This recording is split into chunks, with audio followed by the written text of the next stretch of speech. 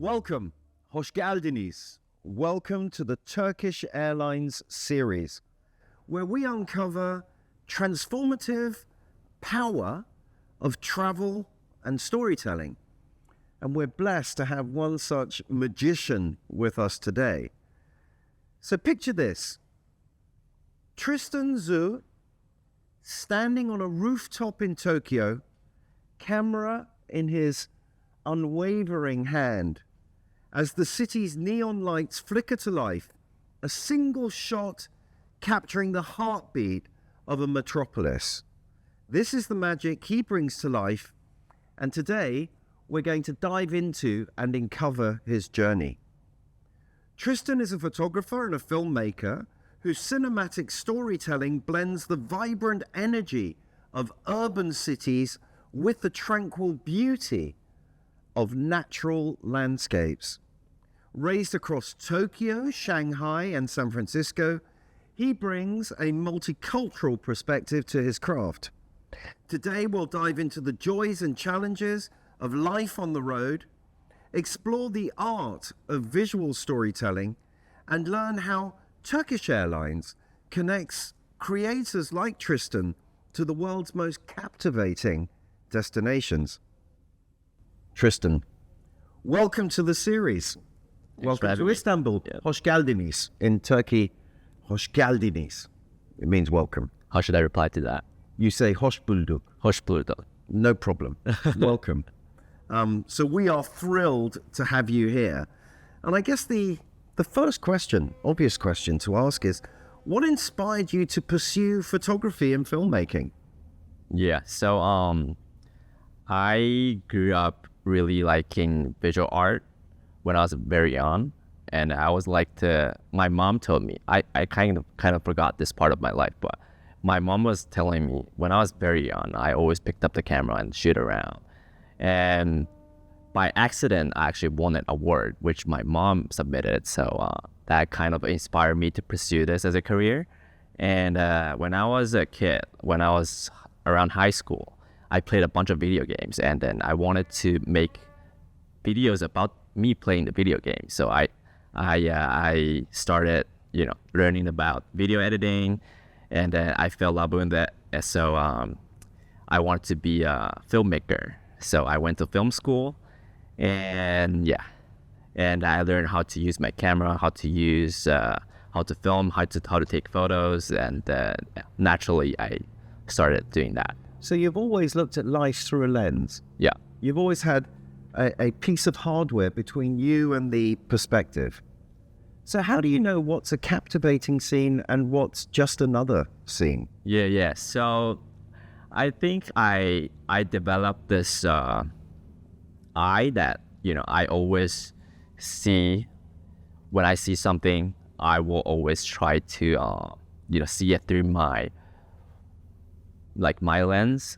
Like, for example, if I'm holding a camera, how would I capture it? How would I this focal length, that focal length, this camera setting? So I think naturally, I did this for long enough, so it kind of became like that. So it's hard to, I think it's good and bad. Sometimes I spend too much time focusing on that, so I kind of, lost that connectivity with real life. And you've got a real multicultural background though. I mean, all these places, Tokyo, San Francisco, Shanghai, how have those conspired together to bring a unique story through you? So I think coming from the multinational background, I think the way I frame stuff and the way I see stuff are different. For example, the way I color grade my images, my videos are more Western, but the way I capture it, the subject I'm interested in are kind of more Eastern. I like symmetrical stuff. I like tempos. I like, So if you like, the cultural, the emotional side is from the East, but the rational side in terms of structure post-shoot is from the West. Is that right? Yeah. Okay. So I've got another question here then. Is there a single travel moment that defined you, that said, this is it, I know now I'm going to be a travel photographer, I'm going to be a travel filmmaker? Yeah, I think so I was born and raised in Tokyo, but I went to US when I was pretty young. So I actually have never filmed or shot anything in Japan. So I've seen like the content or like images from Japan everywhere on the internet. I always wanted to recreate that. So when I first got back to Japan in 2018, after living in the States for decades, so then I was like, I think that's the defining moment, because it's like going back home and capturing it through my lens, and then whatever I've learned throughout my journey.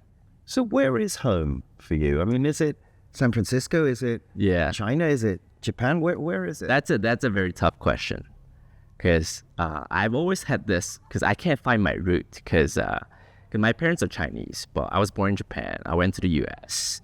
So I call myself Chinese American, but it's pretty difficult now. Okay. On the road. So Tristan, what's a typical day like for you on the road? You've got your cameras. What's a typical day? I'm very greedy in terms of travel. I want to hit all the spots. I want to, sunrise, sunset, all the experiences, all the nice food, meet everyone. So it's a typically very long day, lengthy. So as a cinematographer, as a photographer, filmmaker, are you following the light? Do you wake up with the light and then go to sleep with the light? Naturally, yes. Is that how it works? Yes. Sometimes in the winter, the sunrise is very late, so I get sleep more. But sometimes in summer, let's say for places like Japan, sometimes sunrise is 4 a.m., so I have to. That's fantastic. And how does Turkish Airlines and their global connectivity support your creative lifestyle, your need to create? Yeah, they have multiple destinations in the world. They have lots of fleets, so I can go wherever I want with Turkish Airlines. When you're choosing a destination, what makes a destination compelling from your perspective?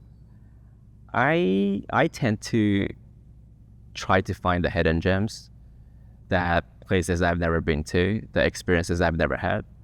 That's because I've been to a lot of places, but nowadays that's my focus now. So give us an example of a place that made you pause and reflect, that really took your breath away. Give us an example. Yeah, so this year I spent a lot of time in Japan, and when talking about Japan, people are always like Tokyo or Kyoto or like Mount Fuji, for example. But I went to Kyushu, like the southern part of Japan. It's like an island, and did like a whole road trip around the area. And then that was a very nice experience, and not too many tourists there. And was that in a rural setting then? Yes. What's the difference for you visually? I mean, other than the obvious, between the rural and the urban. Mm-hmm. When you're looking through the lens, do you consider it differently? Yeah, it's way different, because urban settings, we see skyscrapers, busy street, a lot of people. I mean, that was the subject I was very into when I first started my photography journey. But I slowly accepted more kind of genre, and then started pursuing it more. I during COVID, I was stuck in Seattle, Washington State, where I live now, where I used to live. I live in Tokyo now, but yeah. So I shot. There was like a snow mountain there, Mount Rainier, very beautiful. But I've never taken a look at it. But so I was stuck there for COVID. So like I started to appreciate the beauty around me, to go pursue more nature. That's why I took on this road trip in Japan. Okay, so there was the rural started to really talk to you. Yeah. Interesting. What camera do you use? Cameras differently depending on rural or urban? Not really. I think this quote, I don't know who said it, but the best camera is the camera that you have with you. So that's a great quote. Now, when you've finished your shoot, you're exhausted, you're just about to go home, be it Washington State or Tokyo or wherever it might be. How does the Turkish airline facility, the business class lounges, those kind of things, how do they help you with your work? Yeah, they're awesome. I can get relaxed, I get to get refreshed, go to the next destination without any hustle. So we're here, Turkish Airlines. I mean, what's one memorable Turkish Airlines destination? There are 400 or more. So what's one very memorable Turkish Airlines destination you would recommend to aspiring photographers? Coming from outside, I would definitely say here, Istanbul. Istanbul is the queen of cities. Yeah. This is the crucible of civilization. So yeah. So why Istanbul? Because the airport is awesome, and then the city. Look at this, beautiful setting. It's extraordinary. The old with the new. Yeah. But are you looking for that contrast, the juxtaposition in your work? Yeah, I do. When you look for that, what are you looking for? Known history, if you like, celebrity landmarks, or are you looking for compositions that others may just not see? I think I tend to try to capture the landmark because as a travel photographer, I kind of have to include some of the landmarks into my photography, but most of the content or like the images, they're like already overdone, oversaturated on the internet. So like I try to find my own perspective to shoot it. And then, the contrast between old and the new is the one that I typically go for. And do people get in the way of your photography, or are they part of your photography? They're part of my photography, yeah. So you incorporate definitely the people with them. Yeah. And what's that like in Turkey? Are people interested? Are they trying to get involved, or do they tend to stand back? I think it really depends. But most people in Japan, they're too busy to like even notice you with the camera. They're on the street. They're not like they're not gonna assault you if you get really close and work that way. Yeah. So I've got this now. What advice would you give to? I mean, there are going to be aspiring photographers watching this. They're going to be interested in you inspirationally in terms of the journey of becoming a travel photographer. What advice would you give them on combining travel with that craft? I would say just don't wait, just start now. A lot of people were actually DMing me on social media asking me, oh, how should I start? I don't live in a big city. I don't have this fancy camera with me, but none of that matters. What are your must-pack items for living on the road as a travel photographer? What do you have to have? I have to, back then I would probably have said a camera, but phone nowadays. Well, that's kind of a given. Yeah. Phone nowadays they do a really good job. So what's a top tip though? Somebody's trying, they're thinking about it, they're just doing it, as you said. Yeah. What is the must-pack item they might not realize they need with them? I think it's their mind. Okay. Yeah, the mindset to see the difference, see the world, find the beauty. And how do you balance then that mindset, seeing the beauty, while at the same time staying in the moment, not just capturing a moment? That's a very tough one. I'm struggling that myself as well. But try to not to get there's always a better shot to be taken. So don't I think one quote was done is better than perfect. So don't chase the perfect shot. Just get the shot you like, and then so enjoy the moment. Done is better than perfect. Mm-hmm. That's a great quote, not just for photography. That's a great quote for life. Okay, what's the one underrated travel hack that you use that you would like to share, particularly in your lifestyle, in your context? Yeah, I think it should be the way to get over jet lag. Oh, I've wait, hang on, Tristan. Yeah. Where have you come from today to be here now in Istanbul? Tokyo. And how long was that? 14-hour flight. So where are you now? Are you sleepy time? Are you wakey time? I'm actually okay. I'm a sleepy time right now, but the flight I picked was a perfect time for me. How did that work? Tell us about it. Yeah. Get on the flight. What time is it? Around 10 p.m. 10 p.m. and then landed here. 14-hour, but landed here local time 5 a.m. So Okay, so you slept. And was it comfortable? yeah, very comfortable. Did you enjoy it? Yeah, for Did you sure. feel refreshed? Yeah. Welcome to the Queen of Cities. That's the way. What excites you most about the future of travel and creativity? I'm very excited to, like, for me personally, I'm very excited to go like different places, the places I've never been to, and then because I really like everything is so advanced right now, so I can I can share everything instantly, and then I get most of the flights. Turkish Airlines have Wi-Fi, so I can stay connected. Tristan, are you the writer, the producer, the director, and the lead actor in all of your movies? Yes, I do everything myself.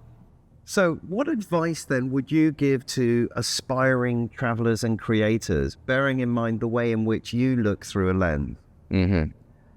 I think I get asked this a lot, but my one and only advice for whoever is aspiring, creators, photographers, whatnot, travelers, I don't know.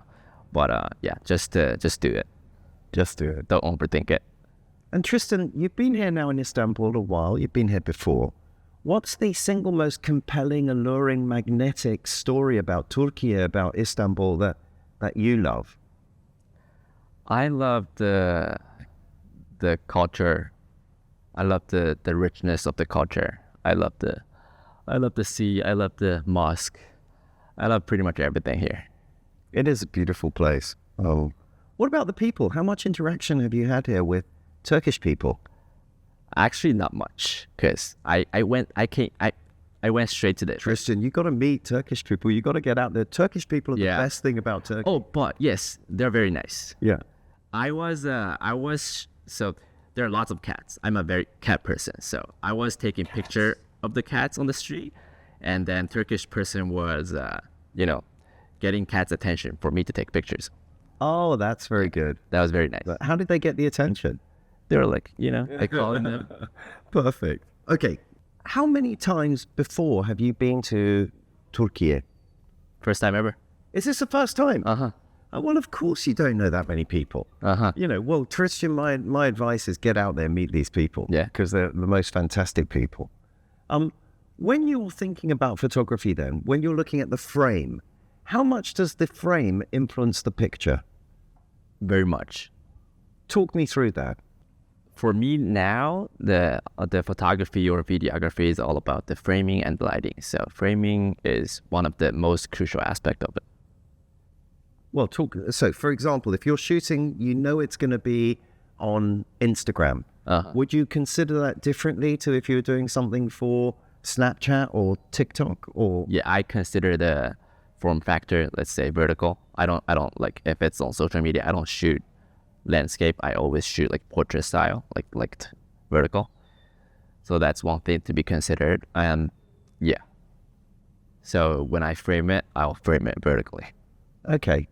And when you're looking at the crop, are you considering what's outside the crop as well as what's inside? Yeah. So I always tend to shoot more than I would actually showcase at the end. So like I had more room to work with. So how much does your does the moment travel in the photo? What I'm talking about is magnum photographers are right, for example, famed for just snapping and not messing with it at all. Yeah. Do you follow a philosophy like that, or is yours the destination? In other words, the end frame is more important, if you like, than the moment. My photos are more designed. I'm So you're rating your pictures. So more, I know what I would get, not like more like versus the moment. I'm trying to curate or try to create the image that I have in my mind. So I always, for example, I want like a moment, like a fisherman fishing with like a boat in the background and the sunset and the seagulls. I wait for that moment, but I have my frame set. I'll just be there for the moment. Do you ever incorporate other photos together post-event? Do you merge images to create a final composition? Yeah, I've done a lot of those. Okay. Is that cheating? Not really. I call it digital art. So like, cause it's the vision I have in my mind. One of my most famous photograph is the one that I edited, the street in San Francisco, and I stitched it together with the drone shot I took, so it looks like an infinite road. Ah, interesting. Yeah. Okay, so these images then you're not opposed to playing with an image afterwards, as long as the effect for the viewer is the effect you're trying to give. I always view photography as a medium to express my mind, my creativity, my art. So I don't, I have nothing to oppose against, documentary or like the capturing the moment, Magnum photographers. I love them, I appreciate them, but this is my art, my way of. What about black and white versus color? Color for me. So it's always, in fact, this leads us beautifully into quick fire questions. Okay, in fact, we'll start with that question. I'm going to ask you fast questions. You're going to answer with one word. Are you ready? Yeah. Okay. Black and white or color? Color. What's the most photographic destination you've ever visited? Tokyo. Urban skylines or natural landscapes? Urban. What's your favorite soundtrack to your favorite memory? I know that's a bit of a sidewinder because we're talking about photography and soundtrack. I understand, Yeah. but you're a filmmaker. So, Yeah. what's your favorite soundtrack? Okay. Okay, we'll come back to it. Okay. What's your favorite memory? Favorite memory, going back to Japan. Favorite soundtrack with that memory?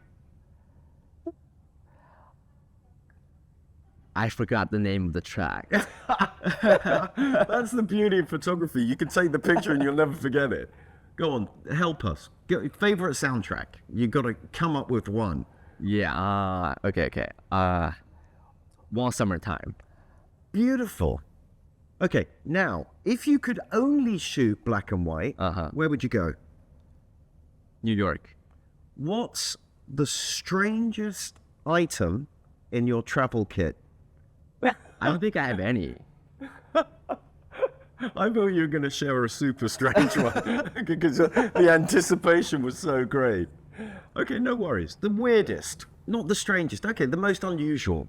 I have different suitcases organized for different occasions. I just pick one. Do you organize them by size? Yes. Perfect.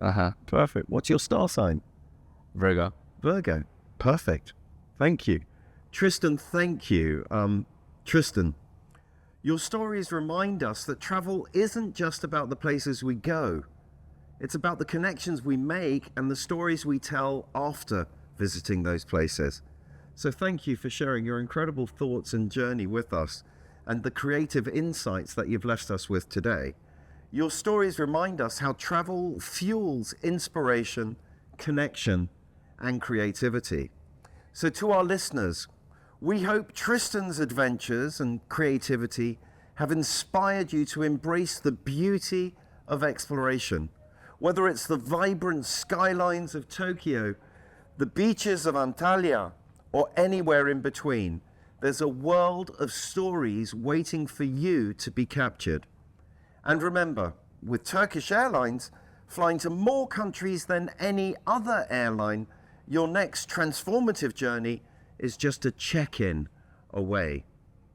Thank you for turning to this episode of the Turkish Airlines series. Discover your own transformative journey with Turkish Airlines, and where will your adventures next take you? Until next time, thank you, Tristan. Thank you. Keep exploring, keep creating, and always widen your world. Safe travels, my friends. Thank you.